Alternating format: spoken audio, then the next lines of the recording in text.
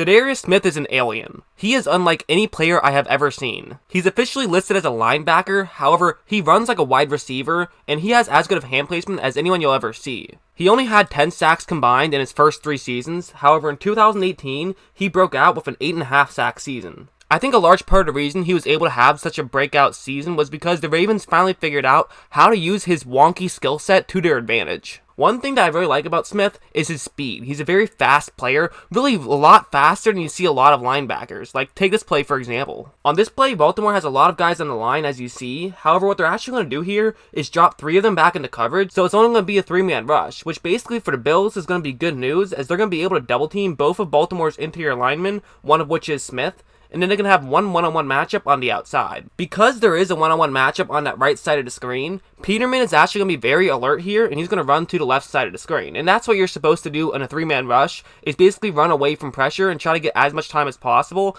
as it will probably take a little bit longer for a guy to get open, since there is an extra Baltimore Raven defender back in coverage. But if you take a look at Smith here, he actually, as of right now, is about 1 foot farther to the right than Peterman is of the field, meaning it should be a good thing for Peterman, as now all he has to do is outrun Smith. And if you think about it, how often do you see a pass rusher get outran by a quarterback? It's pretty often, especially with a guy like Peterman who can run the ball. But despite that, and despite Smith actually getting blocked, he still is able to keep pace with Peterman. And I know it kind of looks like he got stiff-armed by Peterman, and he did a little bit. That is a fair thing to say. However, his momentum wasn't enough to push Peterman out of bounds, so it wasn't really a straight-up stiff-arm because it didn't really do anything for Peterman. Well, that play showed off what Smith can do in a 3-man rush. Let's now take a look at what he can do if they're blitzing. As you see right now, they're actually going to be sending 6-men to rush the passer. Because Baltimore is doing this now leaves one-on-one matchups all across the board. So that's where Smith is on the screen, and look at what's going to happen here. He's actually going to switch with CJ Mosley, and the whole point of that is actually to try to create more space for Mosley to try to get through. This hurts him as he's now moving to his right, and he's going up against a guard, so typically this wouldn't be as good of a situation for Smith to be in. However, Smith is smart, and Smith realizes what's going on. Smith knows that all the momentum is going to the bottom right-hand corner of the screen. It's going in that direction. So Smith is simply just going to use momentum to his advantage to pull the guard in that direction, and now he's completely free. He's able to get in the area and get a sack, which is just a great play by Smith,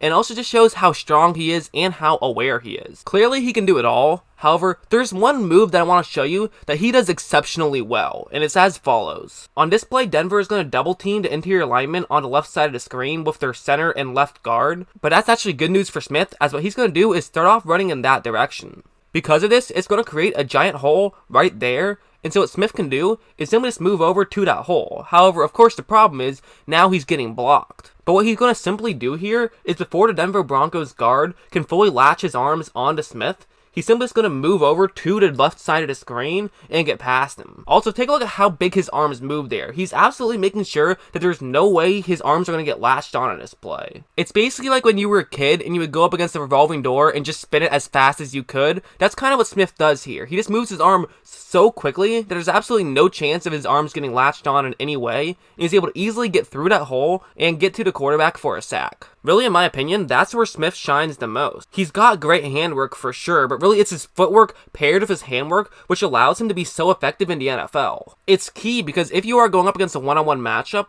oftentimes you will want to fool the offensive lineman into thinking you're going in one direction and actually then go into other directions. But the problem with doing something like that is a lot of players don't have the athleticism to, once they do fool an opposing offensive lineman to go in one direction, to then be able to be athletic enough to move in the other direction and get to the quarterback. And this play will again show you what I mean. As you see, it is a one-on-one matchup, and really on a play like this, there's 3 things an edge rusher could be doing. And also, yes, Smith is an edge rusher now, as really he played anywhere on that Baltimore Ravens defensive line. I think that's a huge reason why the Packers wanted him, as they already have Mike Daniels, who will play anywhere on the line, so now to have Daniels and Smith, who can really plug and play in any position, and that's really a defensive coordinator's dream, as now you have 2 guys who you can plug and play on any position on a defensive line, and they can be effective at those positions. But anyways, so basically as an edge rusher, there's 3 things you might want to do. You could go underneath the tackle, however the problem is of course that would take longer to get to the quarterback.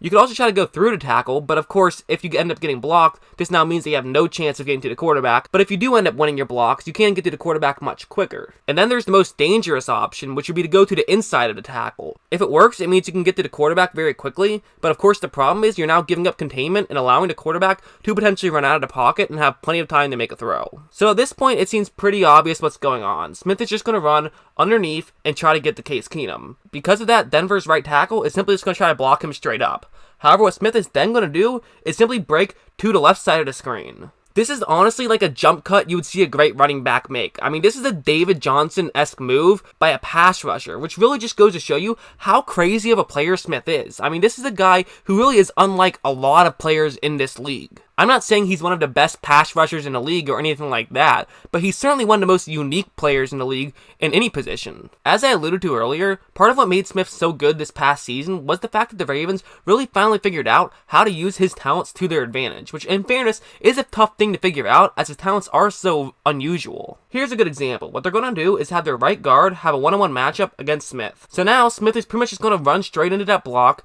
and get blocked straight up, which seems like, okay, Smith got beat on this play, it happens. Every player gets beat, and that's what happened here, right? Well, not exactly. Baltimore is actually going to send the defensive end into the guard that Smith is going one-on-one against. Now, Baker Mayfield did end up throwing a touchdown on this play, but you know, you can only control so much. And this play design itself was very good, as it allowed Smith to get to Mayfield very quickly. It just so happens that Mayfield was able to make a great throw while under pressure. And just to be clear, when I said that the reason why Smith was able to have a breakout season was because Baltimore finally figured out how to use his skill set to their advantage, that doesn't mean that that's the only reason Smith was able to have a good season. I mean, Smith had some great plays that were completely on his own, like this one. Once again, it's a one-on-one matchup, and once again, as you see, post-snap, it seems pretty clear what Smith is going to do. Actually, at first, what he's going to do is actually move to the left side of the screen, try to get around the tackle in that direction. However, that's not really going to work out, at least not at first, but there is good news for Smith.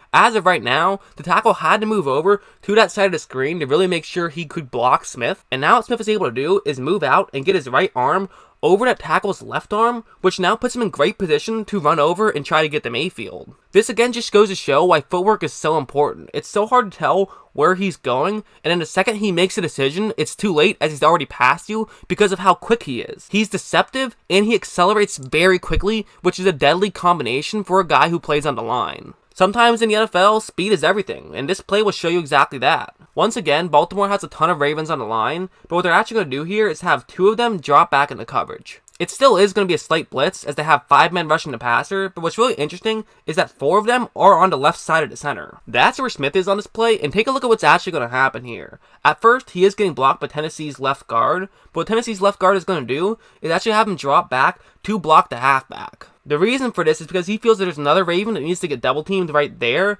and so that's what he's going to move up to do, and he feels as though the halfback is getting in position to block Smith.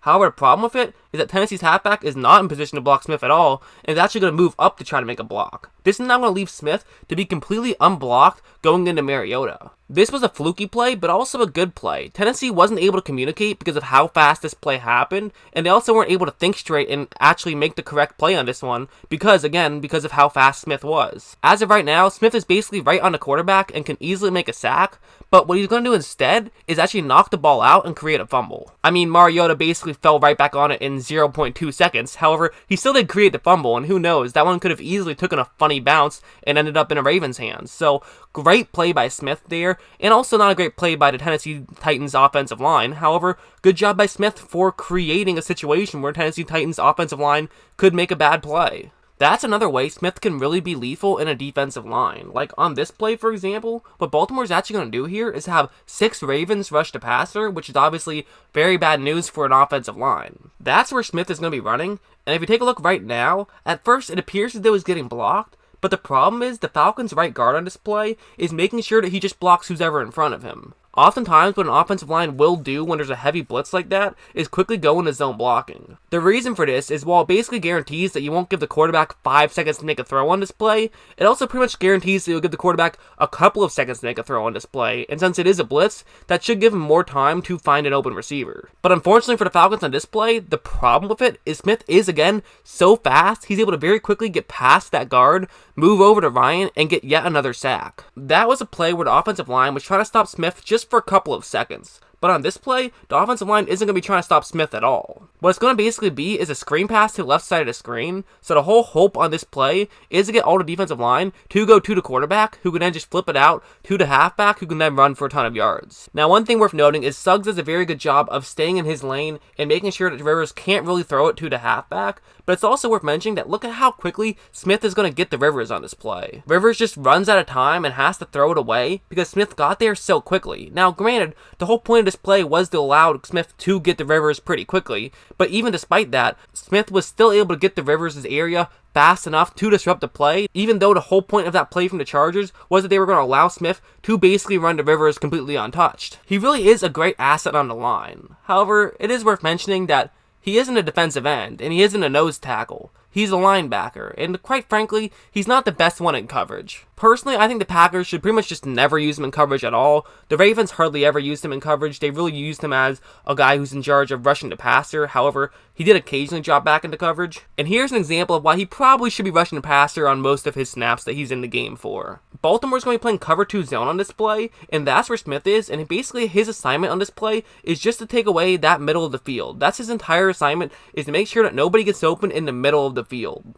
And since there is going to be a route running in the middle of the field, this means that Smith should make sure he's in the area to take away that route. But if you notice, he's actually not going to get in position and is a little bit too far over to the bottom left side of the screen. This now allows the receiver to easily get open. Rivers is able to hit him, and they're able to pick up some yards. It was nothing crazy. I mean, it's not like he gave up a touchdown on that play. However, I do think it's worth mentioning that Smith does struggle a bit in coverage, and he's much more useful as a guy who's rushing the passer. Part of the reason he does struggle so much in coverage is he does have to worry about disguise. Like on this one, it's going to be a cover 3 zone this time, and that's where Smith is on the field. And as you see, he's going to have a long way to go to get through that flat. He does still have to stay in the position he's in because he has to make sure that he sells as though it could be a 5-man rush or that he could be rushing in general. But now, because of this, he is going to be very out of position, and the Chargers do have a guy who can be open on the bottom half of the screen, right where Smith is in charge of covering. However, again, worth mentioning, where Smith is right now is not where he should be. He got fooled pretty badly on his play action, and that now forces him to be very out of position,